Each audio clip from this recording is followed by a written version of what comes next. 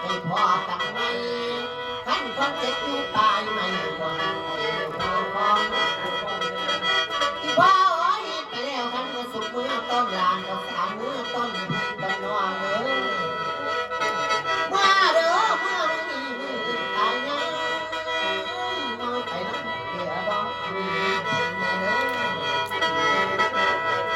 พ่อไอ้มามึงมีเรื่องบ่มีเจ้าอย่าหาละ แล้วว่ามาจะยากเจอเรื่องบ่เพิ่งโอ้โอ้ยขาดใจ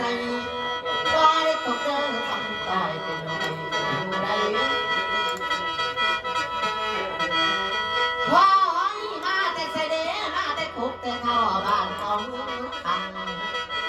เมื่อเด้อกันสุกเมื่อตอนลานก็สานเมื่อตอนผิวตอนนอนเมื่อตามหาตะลองกองเก่าเที่ยวที่พ่อโอ้ยเมาถึงขอขอนะโอ้ยได้ยังไงโอ้ยเมาถึงขอขอเองเสีย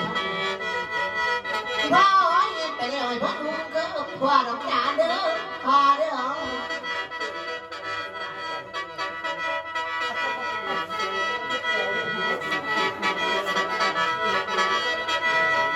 พ่อโอ้ยไปแล้วข้อเว้นคิดมือต่อท่านก็จะมือต่อใครยาสุนีพ่อเอ้ยมาเด้อก็กันเนื้อกระตาพ่อไอ้ใหญ่กันเนื้อเอ้ยมีตาดำเมื่อทั้งยักษ์ที่น้องน้ำพ่อเนี่ยพ่อเอ้ยเมื่อแล้วเจ้าอย่าโม้ตาโผล่ขึ้นมาเอ้ยจมูกเจ้าเมื่อเด้อเมื่อรักษาดินเจ้าเห็นโอ้ยเมื่อรักษาเรียนเจ้าเดินมาเด้อพ่อเอ้ยเล่าถึงขอนำได้ง่ายๆโอ้ยเล่าถึงขอได้น้ำเกจอพัง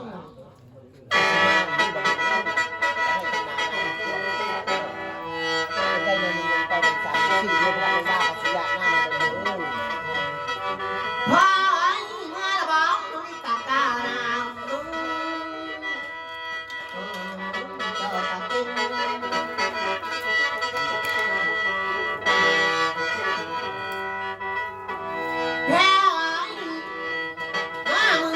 พ่อมองเจ้าแค่พอใจกูก็ไม่ต่อว่าโอ้ยโอ้ยออกจากว่าเป็นตาลูกตาเด้อพ่อเจ้าเกี่ยวไปพ่อขอน้ำเอ้ยได้อยู่บ่โอ้ยมันจะเรียกเป็นตาใจกูแม่ทะเลพ่อ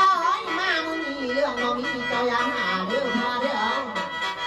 แล้วว่ามาจะยากเจอเรื่องบ่เพิ่งอย่าใส่โอ้ยวันต้องต่อยอยู่ไรมาเด้อฮอนักเก็บนอดบ้านหลังหอมดอกหักเอ้ยนอบ้านตะเอาบ้านตะเอา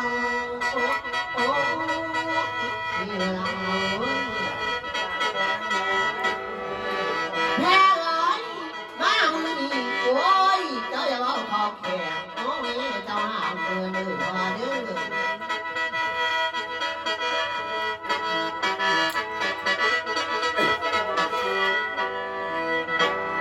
พ่อเฮ็ดจังไดเด้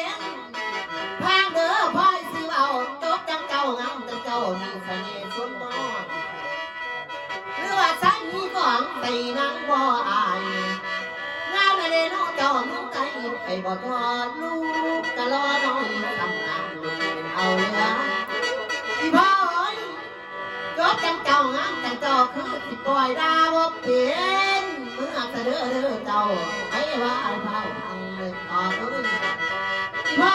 งานตัวตุ่มต้อยมันสาวคำตาเมื่อเด้อคนนี้วายไปน้ำเพียงตอยนี่น้ำเพิ่นรักตะมาเล่นน้อยตะมาเล่นน้อยลูกในทางกันเด้อมาเด้อพ่อเมื่อมาแล้วบอกให้น้องกันนอนหลาขั้นสาที่จังสีเสื้อขั้นสาเธอกันเสียวเลยพ่อเมื่อมาแล้วขั้นว่าตกปีหน้าปีสิมาบอกให้พ่อทำไมขั้นก็เจ็บอยู่ไปไม่ปวดพ่อ